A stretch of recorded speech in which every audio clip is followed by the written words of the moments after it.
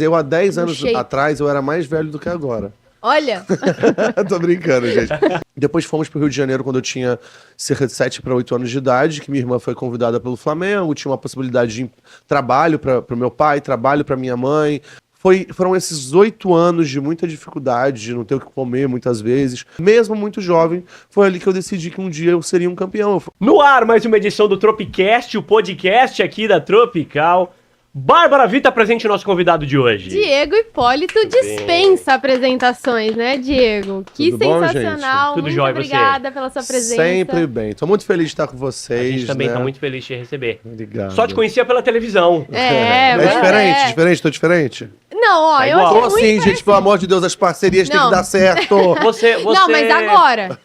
Porque tem gente que muda muito. A hora que a gente vê a pessoa no Instagram, ela vem aqui e a gente fala, Exatamente. eita, cadê? Não, eu não uso Photoshop. Não usa uso Photoshop, não então. gosto. Não, e você continua um atleta, né? Você não é aquele atleta aposentado que a gente vê assim, que parar com tudo, fala assim, meu, agora eu vou enfiar o pé na jaca, eu vou comer tudo que eu não pude comer durante minha carreira toda, aí você vê que o cara ganha um peso, normal, natural. Normal. Você continua jovem, elegante. Com certeza. Eu, há 10 anos shape. atrás, eu era mais velho do que agora. Olha, Tô brincando, gente.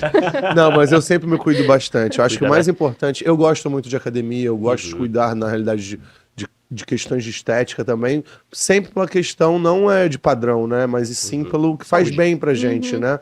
E a academia, ela faz bem tanto pra minha mente quanto pro meu corpo, então tô sempre lá presente. sempre, né? E assim, a gente, claro, né, passamos... Eu cresci te assistindo, cresci brincando junto com as competições que eu assistia, brincava em casa e tudo mais, e era sempre Diego Hipólito, Daniela Hipólito e a Daiane dos Santos, né? Sei. Sempre esse trio aí. Pioneiros, os mais velhos, né? Os pioneiros que fizeram com que a ginástica ganhasse o Brasil inteiro. Sim, Foram chegasse vocês, nesse né? patamar até que tá hoje, né? A gente tá chegando, gente, dia 27 nós temos início dos Jogos Olímpicos da ginástica, dia 26 começa Legal. os Jogos Olímpicos, a abertura de julho, mas a gente tem uma possibilidade muito grande de muitas medalhas, coisa que não tinha antigamente. Então, isso é muito grandioso, é muito valioso, mas a gente se sente, na realidade, numa responsabilidade, muitas vezes, a gente se sentia de querer fazer essa mudança, né? E não tinha noção da dimensão onde a ginástica poderia chegar. Vocês começaram, assim, por amor ao esporte, né? Com certeza. Eu comecei no SESI Santo André, São Paulo, né, gente? Eu sou paulista, por mais que o meu sotaque predominante seja do Rio de Janeiro, porque eu morei mais de tempo 30 no Rio. anos no Rio de Janeiro. Foi pequeno pro Rio, Sim, né? foi muito Mas você é lá novo. de Santo André, do ABC. Sou do ABC, sou de Santo Você vem de André. família pobre, né? Assim, pobre não, muito pobre. Muito pobre. Assim, porque, tipo, a gente tem uma realidade... Nós fomos, aqui em São Paulo, pobres. Minha família saiu do Paraná, da roça do Paraná, vieram para São Paulo com expectativa de uma vida melhor aqui. Depois fomos pro Rio de Janeiro quando eu tinha cerca de 7 para 8 anos de idade, que minha irmã foi convidada pelo Flamengo, tinha uma possibilidade de trabalho para o meu pai, trabalho para minha mãe, salário para minha irmã, uma moradia pra gente, que era no clube, moradia do prédio do Flamengo. Meus pais tinham um emprego aqui, a gente tinha uma realidade humilde, pobre aqui em São Paulo, mas nunca passamos nenhum tipo de dificuldade. E com essa possibilidade, parecia uma possibilidade assim meio que irrecusável, mas quando a gente chegou lá tudo quebrou. O Flamengo quebrou, a gente ficava 6 meses sem receber, o emprego pro meu pai não teve, o emprego pra minha mãe não teve, então a gente vivia uma realidade realmente Difícil. de não ter às vezes o que comer. Então, Meu Deus. então Rio de Janeiro pra gente foi o início, a nossa experiência, que eu digo pras pessoas que assim, a gente não tem essa questão de se sentir inferiorizado pelo que passamos naquele momento. É óbvio que é muito humilhante na época que a gente passa, é muito ruim, por isso que a gente tem que sempre se colocar no lugar do próximo. Quando tá passando qualquer tipo de dificuldade, dor, problema, adversidade. E quando a gente passou por isso, foi muito complicado, mas foram esses 8 anos de muita dificuldade, de não ter o que comer muitas vezes. E quando eu falo de não ter o que comer, não é tipo não ter a proteína, não ter o ovo, não ter o whey. a carne, não ter O básico. arroz e feijão. E a gente vivia num prédio que era do Flamengo, então a gente ficava 6, 8 meses sem energia, que era cortada a energia, só que a gente não era despejado porque o prédio era do clube. Então a situação era realmente precária, era com velhinha, que é o que a gente tinha, Caramba. o gás era bico de gás, o que a gente podia naquele momento. Então isso construiu muito meu caráter, porque a gente, por mais que a gente tenha vindo de uma família humilde, pobre, a gente nunca mudou os nossos valores. E mesmo construindo coisas maiores, grandiosas, como a gente foi chegando, em termos de não é dinheiro. O dinheiro, não, o papel, a gente não leva as pessoas ficam procurando a vida inteira atrás de dinheiro e ninguém leva dinheiro para 7 palmos abaixo da terra. Verdade. É A gente verdade. falou sobre isso hoje, né? E a gente vê várias pessoas muito grandiosas que foram correndo atrás de dinheiro, às vezes estão com várias doenças. Então, o mais importante da vida é a felicidade. Saúde, Saúde, família. felicidade é uma questão de prioridade. Ela tem que ocupar o espaço e o tempo que a gente decide permitir. Então, a gente foi levando coisas muito boas, a gente foi muito unido, é uma família muito unida, somos ainda muito unidos, tudo que a gente faz é muito, muito próximo. A minha mãe, que foi a grande guerreira dessa história pra gente nunca desistir, né? Que são 3 irmãos. É o Edson, a Daniele e o Diego, que eu sou mais novo. O Edson é o presidente do meu instituto, que tá aqui, aparece no vídeo. Edson tá aqui. Dá Dá um pode tchauzinho aqui aparecer, pra pode câmera, Vai dar um Edson. tchauzinho ali pra Grande Aê, Edson. muito legal. É. O Edson é o presidente do meu instituto, que eu atendo 200 crianças beneficentes na... 200 crianças... Eu não gosto desse negócio de falar carência, sabe? Porque Sim. o instituto... Eu fui muito pobre, então ali são crianças que têm uma oportunidade que os pais indiretamente dão para elas. Sim. São 200 crianças que têm colanzinho, como as meninas que em lugares pagos têm, com brilhinho, como de competição tem, com aparelhagem com a mesma que a Rebeca Andrade compete em Jogos Olha, que Olímpicos, legal. que eu não tinha quando eu competi nas minhas primeiras Olimpíadas, nem aparelhagem olímpica eu tinha, que não é debaixo de escada, que não é que eu não me orgulho de projetos debaixo de escada, mas eu queria que fosse uma extensão daquilo que eu sou. Você teve uma história de superação Sim. desde sempre e o atleta, ele convive com isso, né? Ele convive se superando o tempo inteiro. E vocês começaram muito novos, tanto você quanto a sua irmã. Como é que uma criança já começa a entender como eu posso dizer, essa dedicação tão intensa? Acho que é mais essa responsabilidade, né, que o atleta tem, mas isso todas as pessoas na vida têm. É que a gente muitas vezes coloca, como tem um heroísmo do atleta, de chegar lá, levantar o brasão, a bandeira, o esforço também, né? físico, a luta diária, a abdicação de muitas coisas que muitas crianças às vezes... hoje em dia é muito telefone, né? Muito internet. Mas na minha geração, era brincar no parquinho, era ir pra rua, era um amiguinho do lado da casa do lado. Então, isso muitas vezes a criança que de atleta de alto rendimento não tem. Você acaba. O nosso Sim. brincar é dentro da ginástica. Só que ali, com pra mim, disciplina. era Você meu parque conseguia- de diversão. Você conseguia se divertir. Exatamente, me divertia muito, eu amava o que eu fazia. E muito jovem, como eu falei pra vocês antes na questão da entrevista, a questão da gente não ter o que comer dentro de casa, teve um dia que a gente não tinha mesmo. Então minha mãe conseguiu a lata de leite condensado, dissolveu no bico de gás e foi o leite que a gente teve pra ir treinar. Mesmo muito jovem, foi ali que eu decidi que um dia eu seria um campeão. Naquele dia eu decidi que um dia eu mudaria a realidade da minha família. Então, Olha que legal. a responsabilidade, a maturidade, eu acho que chega muito cedo.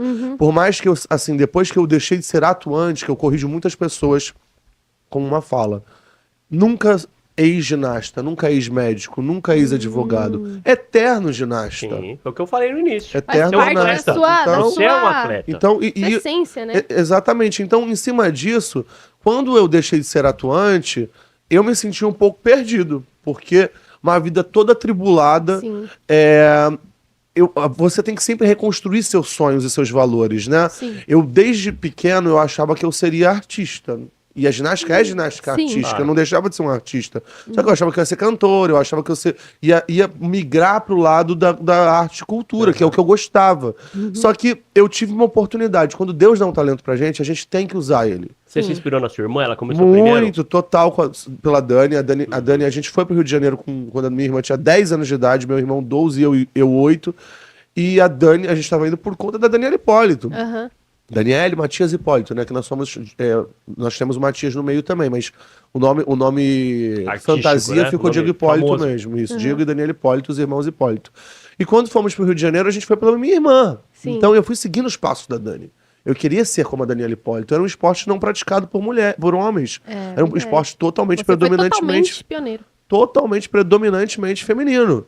Então, eu queria eu gostava, eu via como era, valorizavam ela. Eu queria isso pra mim também. Então, por mais que assim foram muitos anos de muita luta e de superação, de não ter o retorno financeiro durante muitos anos, eu via que existia uma esperança ali. Uhum. Eu via que todo mundo olhava, ela chegava, ela mesmo sem a gente ter a questão de condição financeira, a Dani era uma estrela da ginástica.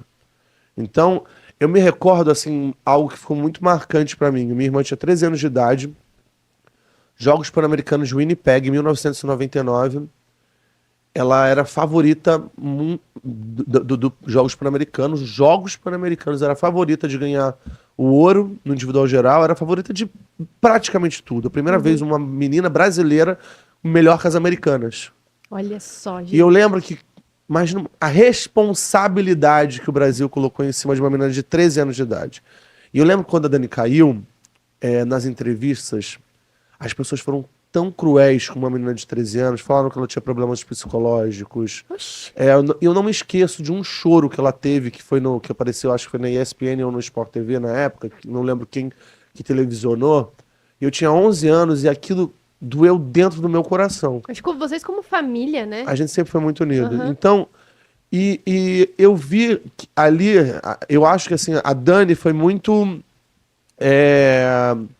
por ser a pioneira principal daquela época, a Dani foi a primeira medalhista mundial da história da ginástica. Eu tive a oportunidade de ver a Daniela Hipólito e a Daiane dos Santos e me inspirar nelas e ver o que eu não concordava para bater de frente e ver o que eu não concordava que elas faziam para não fazer igual. Então, eu tive uma escola. Por mais que fosse uma escola, referência, né? eu tive duas referências. Próximas, Fomos da mesma geração, mas as meninas se destacam muito antes. A maturidade da ginástica feminina é muito antes. A minha irmã tinha 13 anos de idade, era campeã brasileira adulta. Nossa, é muita coisa, Precoce, gente. 13 né? É anos, ela não é absurdo, é adulta. absurdo. Então, hoje mudaram muito isso. Aham. Eu vejo a Rebeca muito preparada, com um time muito Psicologicamente grande. também, né? Porque hoje tem isso. Sim. Mas isso começou por conta desses DDDs, do Diego, Daniela e Daiane. Sim. Que em ordem, Daniela, Daiane e Diego, né? Que foram E a gente teve uma possibilidade também muito grandiosa de sermos vistos, né? Sim. E por sermos vistos, a gente está aqui hoje conversando muitos anos depois. São 8 anos já que eu fui medalhista olímpico, Nossa. são quase 8 anos que eu Faz saí da tudo isso. ginástica como atuante. Aham. E a gente está aqui ainda falando do Diego Hipólito, eterno ginasta. E Diego, você já falou que você tá assim, já não parece que você já não tá atuante há tanto tempo, né? Parece que foi ontem que a Sim, gente as tava pessoas não têm essa impressão. E eu não tive isso que todo mundo faz. Eu vou fazer a minha aposentadoria, eu vou terminar. Eu saí. Eu sumi. Mas das competições, mas das você competições. continuou muito na mídia, o tempo todo você tá fazendo alguma coisa. É que eu sou muito diverso, né? Aham. Eu gosto de me superar. Você não gosta de ficar parado. Tem Não, sempre não um negócio gosto. novo Tá certo. acontecendo. E quando eu deixei de ser atuante na ginástica, eu me senti com tempo ocioso. Por isso que eu acho que foi um dos grandes motivos que eu tive depois que passou no meio da pandemia. A pandemia acho que mudou muito as pessoas, né? Muito. Nós somos Com uma certeza. geração que eu considero muitas pessoas egoístas, Sim. fracas de querer amar o próximo e de falar que ama. É. Que é a sensação que eu tenho. E quando. Sem prepotência nenhuma, eu falo isso pra qualquer pessoa, eu vejo as pessoas tratando umas às outras como materiais. E trocou os valores. A gente tem que amar pessoas, não coisas. Exato. Então, a partir disso, eu tive uma possibilidade na época, eu quebrei muito financeiramente na pandemia, assim, de um nível que eu nunca imaginei que eu quebraria. Todo mundo. Você não. Mas isso me fez, eu acho que Deus fez as pessoas balançarem e olharem, e aí, vamos fazer alguma coisa? O que for abalável foi abalado. Né? O e- que era possível de abalar. E eu nunca me abalo com questão de dinheiro, gente. Eu Até acho mesmo pelo que você passou, né? que o dinheiro pra mim é pra Onde ser você usado. chegou sem estrutura, praticamente, Claro. né? Eu querer ter condições melhores, eu vou ser hipócrita se eu falar que eu não quero. Quero Claro. ter condições Claro. melhores. Quero ter um iate? Quero, tô brincando. Já tem! Impossível! Um jatinho? Já tem, já. Gostaria. Quero ter um Já jatinho. tem. Quero Ele quer ter mais jatinho? um. Ai, gente, quero. Com Tô certeza. brincando. Quer ter outro, mais Fala com as um. grandes marcas, né? Isso é De só uma repente. brincadeira, mas assim, o bem material a gente conquista. É. Claro. E a gente. Eu falei, até a gente estava dando entrevista ontem também, e eu fui roubado aqui em São Paulo. A gente vi. viu. A minha preocupação foi porque usaram meu Instagram e colocaram um negócio que eu nunca colocaria na minha vida no Instagram. E aí, só que graças a Deus eu tive a possibilidade de ir lá e comprar outro. Uhum. Então, o material a gente reconquista. É substituível, Tudo total. bem, para uma pessoa que não pode comprar novamente um telefone, isso é muito ruim, porque Claro. o telefone é um material de trabalho. Trabalhou Mas eu tanto, não tô preocupado. ainda tá pagando, É, né, aquela coisa. Eu não estou preocupado com a questão do que eu possa conquistar financeiramente. Eu estou preocupado com aquilo que eu possa conquistar de vidas. A gente tem que entender que, assim, antigamente, até quando eu publicava as questões minhas das minhas crenças, muita gente me julgava, né? Não publicar isso porque eu meio assim, uma pessoa pensa assim. Hoje em dia eu publico e faço aquilo que eu acho que deve ser feito. Porque nós somos a geração da mudança pelas nossas próprias atitudes. Então, eu sou uma pessoa que sou cristão, tenho a minha questão da minha sexualidade, que é uma coisa que confunde a questão da cabeça das pessoas. Por que eu não posso ser cristão? Eu sou aquilo que eu Sem sou. dúvida. Eu sou uma pessoa que procuro ter bons valores, sou uma pessoa que valorizo meus pais, sou uma pessoa que valorizo muito a minha família. Assim, em terra, tem algumas pessoas que são muito importantes pra mim. Muito, assim, tipo... extra minha família, que é minha mãe, meu pai, meu irmão, minha irmã, são, assim, pedestais. São pessoas muito Sua importantes. base, né? Eu tenho a Georgette Vidor, que foi uma inspiração pra mim. Para mim, eu tenho o Fernando Schimann, que foi uma inspiração para mim. Tem o Frederico Heder, que foi uma inspiração para mim. Eu tenho hoje em dia um grande amigo, que é o Vicente, que eu faço questão de falar hoje em dia dele, porque tem os valores muito parecidos comigo. E a gente perdeu uma... Eu vejo que, assim, a gente está melhorando uma coisa... Por mais que a gente piore muitas coisas, a gente melhora muitas coisas também. Eu vejo que hoje em dia o chorar não se tornou tão fragilidade. Chorar não é fragilidade. É força, muitas vezes, né? Chorar é sentimento. É. Nós somos pessoas que estamos aqui propícias a erros, a acertos. E o erro-acerto, a ponto de vista do próximo, pode ser diferente, pode ser um pensamento diferente do nosso. Então, eu procuro sempre buscar os meus valores. Então, eu falo para as pessoas o seguinte, que nós somos um país laico. Eu faço questão de falar isso. Mas eu sou cristão, eu sigo a Jesus. E se a gente seguir aquele que pode ter pessoas acreditarem que ele que não seja, não acreditem, mas sabem que existiu. E se você for próximo, quiser ser próximo dos valores que ele foi, você vai ser uma boa pessoa. Não tem como. É verdade, Não é tem verdade. E aí, isso é muito bacana, porque o atleta, normalmente, ele já é muito inspirador para todo mundo que tá assistindo, que não tem a oportunidade de chegar nessas competições e tudo mais. Só que depois que você parou, você continuou trabalhando na mesma... Eu achei muito interessante isso que você falou, que você quer conquistar as pessoas agora. E você dá Sim. palestra, você tem instituto que é maravilhoso e tudo mais. Como é que você enxerga o seu propósito? Mesmo que essa parte de competição na sua vida já Sim. tenha ficado Hoje, pra trás. nesse momento, eu ainda me encontro muito desorganizado, tá? De verdade, assim. Em relação a objetivos? Não, há muita demanda e Muita coisa. eu não consegui ainda organizar qual que é a regra exata para que eu fique bem também no meu cotidiano. Porque eu chego aqui, eu sou uma pessoa que me dou. Eu tô conversando com vocês, eu sei que a gente vai mudar vidas aqui de alguma maneira. E também tenho, óbvio, que os meus objetivos de divulgar as minhas plataformas, divulgar meu trabalho novo. Sim. O dom da palavra é algo que ele deve ser usado em benefício das pessoas. Concordamos, né, família? Então, eu preciso ter aqui, quando dá palco pra gente, eu me tornei um mestre de cerimônia. Quando que eu imaginei que um menininho lá, que não tinha o que comer, que não tinha condições básicas, que teve uma família muito humilde, mas uma família que acreditou muito no meu sonho, que esse é o principal. Apoio, Eu falo suporte. muito para os pais quando eu vou dar entrevista, quando eu vou palestrar. Incentivem seus filhos àquilo que eles amam, não pelas suas próprias frustrações. Que não é porque você não conseguiu ser um bom jogador de futebol que seu filho tem que ser. Seu filho tem que ser o que ele quer ser. Porque ele vai fazer a vida dele com muito mais amor, né? Com muito Tudo- mais amor. E o que importa, eu fiz a ginástica com muito amor porque eu amava. Sim. E amo a ginástica. Eu sou o eterno Diego Hipólito da ginástica. Muitas crianças não sabem, não têm ideia quem foi o Diego Hipólito. E a nossa geração antiga, a televisão ela tinha uma proporção tão grande. Quem não sabe quem é Hortência? Todo mundo. Exato. Todo mundo sabe quem é Hortência. O Guga. Quem não sabe quem é o Guga? Então, e a gente tem os DDDs, o Diego, Daniela e a Daiane, da ginástica também, que tiveram esse lugar de fala, né? A gente está aqui, como eu falei, 8 anos depois de eu ser atuante, ainda lembrando de um menino que foi tava lá com o rosto um pouco diferente, gente. Sem barba, né? É a barba. E colocou a ginástica na mídia, né? As pessoas sabiam que era Exatamente. ginástica, mas não conheciam ginastas. É tão legal né? isso, E as né? pessoas passaram a acompanhar a ginástica, a torcer por você. Sim, né? eu acho que torcer por elas mesmas, porque como eu ia lá e era tão real, eu sempre fui muito real. Eu chegava, eu terminava a competição, se eu não ia bem, eu me detonava. Eu não tive nunca esse lugar de me vitimizar. Uhum.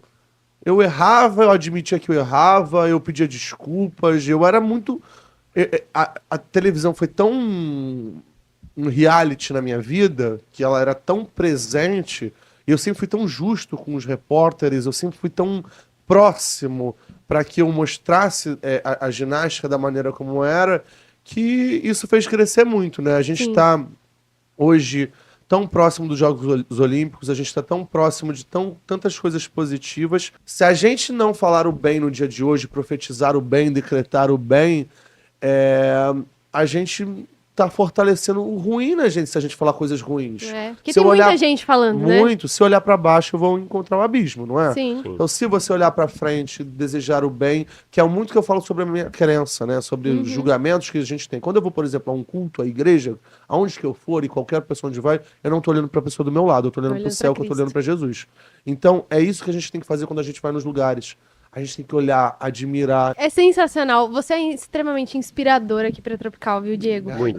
Tanto que a gente assistiu das suas competições, de você teve Entrevistas. muitas lesões muito sérias, superou todas e Eu vi que você tem um monte de a cirurgia. força, Sim, foram 11 cirurgias pela Gente, ginástica. muita Só pela coisa, ginástica. muita Eu coisa. operei 3 vezes o pé direito, 1 vez o pé esquerdo, 2 vezes o joelho direito, operei meu ombro 2 Coisas vezes, sérias, né? minha coluna, eu tenho 16 pinos na coluna, Meu eu tenho Deus. 2 pinos no pé, Uhum. e isso nunca me parou. Então, gente, não deixem nunca dizer ninguém Eu acho- até onde vai o sonho de Eu vocês. acho legal a questão do esporte individual. Eu também me encontrei, lógico, eu nunca fui profissional. No esporte individual, nunca me encontrei no esporte Mas um coletivo. atleta é um atleta, não Mas, independente mas de... a diferença do esporte individual é que depende, claro, tem toda uma equipe, né, que tá Claro. por trás de Você nunca você, tá o seu sozinho. treinador, Ó, é real, gente, tô pegando até meu café. É cafezinho, apertando assim, ó. Aperta o botãozinho. aperta o botãozinho, isso é chique. Eita, Giovana. E aí tem o fisioterapeuta, Deu aí? E depois aperta de novo, ele para. Tem todo mundo dando, né, todo aquele respaldo. Mas assim, como por exemplo, o que aconteceu com você em Pequim, que eu sei que você se cobrou muito, para Sim. Londres 2012, Pequim 2008, você teve 4 anos ali, eu imagino que aquilo foi muito difícil para você. Aí em 2012 também você caiu. Aí você conquistou a medalha em 2016. E isso eu valorizo E aí muito. ontem eu tava na escada, Gente. eu também caí da escada. Agora, o frio O pior que é verdade. Não para de cair. Não paro de cair, meu Deus do céu, o Caramba. que acontece com esse menino? continua dando frio na barriga. Lógico que agora não vale mais Sem- uma medalha olímpica, né? Mas Sempre, tudo na vida dá frio na barriga. Tudo. Se a gente não valorizar aquilo que a gente faz com amor, dificilmente a gente não tem, caramba, eu quero encontrar essa pessoa, eu quero fazer esse trabalho, meu sonho é chegar em tal lugar. A gente valoriza onde a gente vai chegar. Então, o frio na barriga, acho que muitas vezes ele é essencial para que a gente faça decentemente. precisa, né? Pra ter aquele não banalizar, né? Exatamente. Mas assim, Diego, eu acho tão impressionante. Você falou da questão da responsabilidade desde muito cedo e tudo mais, mas entre todas essas lesões, contusões e todos os desafios que você teve que passar, de onde é que você acha que vinha seu principal impulsionamento? Minha mãe. Sua mãe? Mãe. Na Indiscutivelmente. dor física e tudo. Minha mãe, é que assim, a minha mãe para nossa família, ela é uma inspiração, porque ela parou a vida dela. Eu amo muito meu pai, muito. Só que a minha mãe, ela sempre trata os filhos de uma maneira, e ainda hoje, tá? Ainda hoje. Ela é muito ativa, ela faz muitas coisas.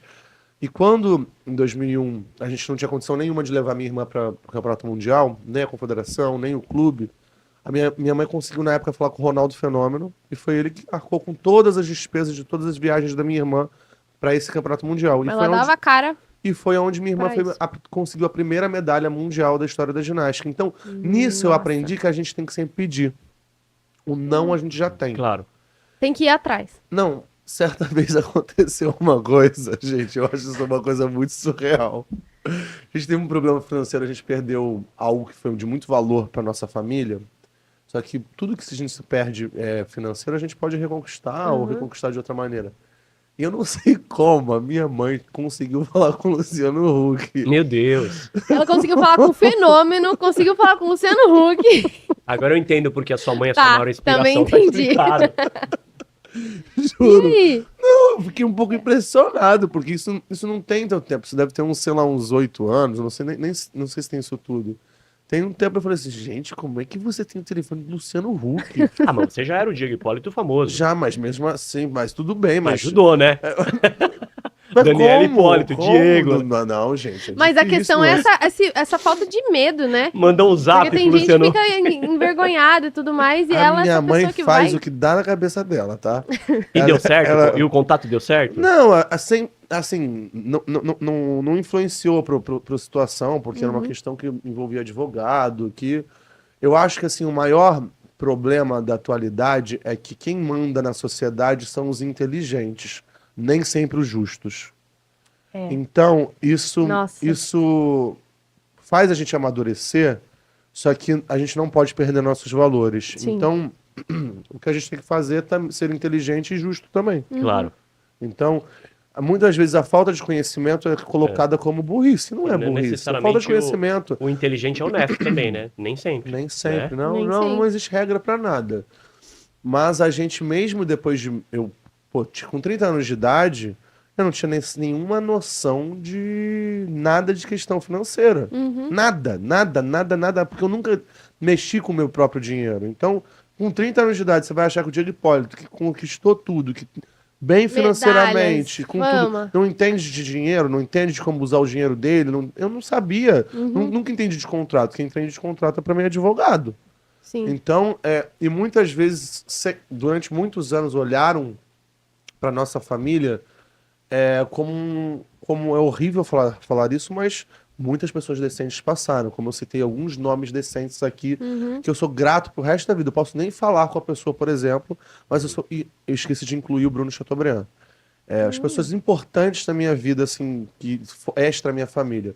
Georgette Vidor, indiscutível. Fernando Schimann, o Bruno Chateaubriand, financeiramente que eu digo, e o Frederico Heder, e hoje em dia meu grande amigo também, que é o Vicente. Então, essas pessoas foram importantes porque acreditaram em mim em períodos que ninguém acreditava. Nem sempre foram financeiras, tá? O Fernando não foi financeiro, a grande maioria não foi. Acho que a única diretamente financeira foi o Fred e a Georgette, em que teve alguma coisa que eu precisei, que foram lá, porque quando tudo envolve dinheiro, isso banaliza muito as pessoas, né? A gente só descobre quem são as pessoas que estão do nosso lado mesmo quando a gente passa algum tipo de necessidade. Falta grana, né? Porque quando você tá bem, o que mais tem é a gente do teu É lado. isso aí. E hoje em dia... Gente que te caça, né? Exatamente. Hoje em dia eu prefiro estar sozinho. Eu prefiro estar com as pessoas que acreditaram em mim, que é o público, Sim. a grande massa. Então eu tenho que ser presente, eu tenho que ir nos lugares, eu tenho que tratar bem, mesmo se eu não acordei bem, mesmo não tem essa. Eu tenho um ofício. E se Deus me deu um dom, eu tenho que usá-lo a favor de outras pessoas. Porque se ele deu pra mim, eu tenho que dar a oportunidade de pessoas acreditarem nela. Um menino que veio de uma realidade que era totalmente... Se você olhar, que eu caí no primeiro Jogos Olímpicos e eu fui medalhista no terceiro, você vai falar que isso é improvável. Você não vai acreditar que isso é possível. 12 anos depois, né? 12 anos, carioca fala 12, né? Mas é 12. 12. 12 anos. 12 anos. É que carioca fala 12, não tem jeito. Mas 12 anos depois, eu consegui, depois da minha primeira tentativa de classificação olímpica, que foi Atenas, que eu já era o quarto melhor do mundo. 2004. Gente, que foi a coisa. Olimpíada do Padre lá, né? Que tirou o Vanderlei. Vanderlei. Você lembra disso? Lembro. Você era muito pequenininho. Eu não lembro, mas eu vi essa história, eu conheço, Você sabe né? Todo que eu mundo conhece. tenho a sensação que a do Vanderlei deixou ele mais grandioso. Pô, sem dúvida. Claro que sim. Mais grandioso, porque ele mesmo tendo sido empurrado pelo Padre, foi medalhista, foi bronze, ele chegou voando. Eu lembro que ele chegou fazendo um aviãozinho, assim, uma coisa tão... Que eu falei assim, caramba, olha que legal, que inspirador, porque nós somos uma geração mais antiga. Posso ser indiscreto? Quantos anos Claro, você tá? 45. Você não vai perguntar, porque eu não vou ser indiscreto. Você é mais jovem, com certeza. Eu Ela é tenho mais 27. novinha. Nossa, como você é E o jovem. Diego? O Diego está com quanto? Desculpa a pergunta. Quando que passa a entrevista? Vai sair em junho ainda? É, vai, Vai, tem que sair né? agora. Vai, Até vai. mesmo Então eu já, porque já vou estar com 38. Tô com 38. 38 anos de idade. tá super bem. É. Ah, eu sei, obrigado. Mas tá mesmo, mas Tá fazendo por onde, né, também? Ah, Poxa. não, gente, se eu não me amar, quem vai me amar? você se sente hoje mais lento do que você era no nível olímpico ou não? Você se sente bem igual? Numa forma Você geral de diz vida? qual forma? Fisicamente, eu tô falando. Olha, questão de corpo, com certeza eu sou muito, muito, muito inferior. Porque por mais que eu não tenha mais dores que eu tinha na ginástica, eu às vezes tenho uma dor no ombro, às vezes tenho um pouco de dor na coluna, às vezes dá dor no pé, mas é tudo muito pequeno perto do que era. Você conhece dor de verdade, né? Também. As minhas É dores isso. eram muito surreais. Pô, Eu- imagina, você precisa de pino e Pra ir, eu tinha tanta dor na minha coluna. Gente, eu competi as Olimpíadas do Rio de Janeiro com 2 fraturas na coluna e eu não contei pra ninguém. Gente. É mesmo? Porque eu não podia falar, que senão me tiravam dos Jogos Olímpicos. Entendi. Então, eu tive que, logo em seguida, operei minha coluna. Eu tinha 8 hérnias nos Jogos Olímpicos do Rio de Janeiro. Nossa, Jesus. meu Deus. Então, o que eu sinto que eu amadureci muito de uns anos pra cá, principalmente depois que eu tive um instituto. Por mais que eu não consiga ser presente como eu queria no instituto, eu queria estar lá todos os dias. Eu sou presente todos os dias da mesma maneira. Porque eu busco o patrocínio das crianças, eu venho nas ações para que são um benefício, para que aquilo tenha manutenção. Eu tenho meu irmão presente todos os dias lá, que já é uma manutenção de eu estar lá. Então, a minha inspiração, muitas vezes, não é total presencial, porque eu não tenho tempo para tudo. Uhum. Eu trabalho em um circo. Tem os espetáculos, os horários. que- O ensaio, que eu né? tenho que tem que ensaiar. Eu sou palestrante motivacional, que muitas vezes me tira também do circo, tá? Sim. Então, eu tenho minha instituição. Uhum. Eu tô abrindo a minha segunda unidade. Que legal isso. Então, eu tenho a minha família, eu tenho minha vida pessoal, eu tenho que fazer as minhas coisas. Eu sou um eterno ginasta, eu dou entrevista, eu tô aqui no podcast. Sim. São várias frentes São hoje, né? muitas coisas. E antes você ficava treinando. Antigamente eu Só treinava e só treinava. Então, não existe 24 horas para um dia. Ontem, a gente teve algumas situações de entrevista e acontecem problemas. Sou assaltado, por exemplo, uma coisa que eu não imaginava. Aí eu tenho que resolver outras coisas que não eram para ser resolvidas. Então, a vida, gente, é de adversidade. Não é com o Diego, é com todo mundo. Uhum. Com Com certeza. todo mundo. E a gente é refém, muitas vezes, de pessoas, né? De situações. Então, como a minha vida ela é muito, muito atribulada, eu sou comentarista oficial da Globo, dos Jogos Olímpicos. O circo troca de cidade. Realmente. E aí você acompanha Realmente. também. É muita coisa, muita né? coisa. A palestra, por exemplo, eu tenho que trabalhar. A gente estava tentando, agora sem minha agenda aqui, como o meu celular foi roubado, eu tenho que reaver. Reorganizar tudo. Por mais que tenha o Edson, as pessoas que trabalham comigo, perde um pouco a organização. Eu tenho uma palestra no interior do Paraná. Interior que eu digo do interior não é diminuindo o lugar, não, é porque é distância. difícil Distância. o voo. E no mesmo dia, que é Laranjeiras, agora eu não lembro o nome do local. Só que eu também tenho que trabalhar no circo. E não existe voo assim. Direto. E não tem como ir de carro, porque é muito, muito distante em quilometragem. Acho que são mais de 700 quilômetros Caraca. de São Paulo. E eu tenho que trabalhar nos mesmos 2 lugares no mesmo dia. Então, às vezes, eu tenho que me desdobrar. Clonar você.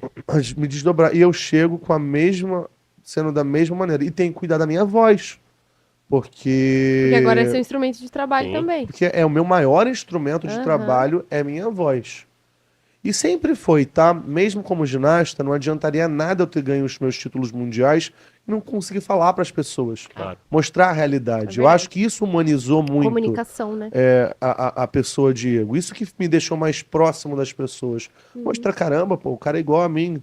Porque quando eu dava entrevista de competição, era muito séria. Uhum. Eu dou umas quebradas, você vê que eu faço sempre uma brincadeira, porque eu sou assim no meu dia a dia. E nessa época eu não tinha isso pra fazer isso naquele momento, porque era pra falar sobre algo muito sério. Então eu deixei algo mais agora mais próximo, é mais fácil a comunicação, se torna mais, eu acho que leve. Que legal. Nosso tempo já tá Acho que acabando. daqui a pouco ele vai estar fazendo até stand-up. É. Né? Convivendo Já com pensou? convivendo com o Tiru. Você sabia que eu tive uma fase, eu nunca saí do circo. Aham. Eu só estava em outra unidade. Sim. E lá eu aprendi a também conseguir fazer, porque eu sempre fui muito bom astral. E tudo pra mim combina com alguma coisa. Tudo é engraçado, tudo. Eu dou risada de Você é dos tudo. meus. Tem que Você é ser. dos meus. Palhacinho. Tem que ser. É. Eu costumo falar pras pessoas que eu sou uma gotinha de felicidade. Ah, legal, muito bom, muito bom. E a gente fica muito feliz de você estar aqui com a gente no Tropicast, de poder compartilhar toda essa história, todo o background, né, do que a gente sempre viu na televisão e você tão vulnerável assim para falar dos perrengues, das superações. É muito inspirador pra gente. Obrigado. Obrigada, Diego. Parabéns tudo que você já conquistou, Obrigado. que você continua conquistando e tudo que você ainda vai conquistar, que você vai longe. Parabéns. Obrigado, aí. gente. Um beijo. E ó, nunca deixem ninguém dizer até onde vai o sonho de vocês, porque só Deus e os nossos esforços que falam até onde a gente vai. Caiu, levanta de cabeça erguida e tenta outra vez. Um beijo. Valeu, Valeu. muito bom, muito bom.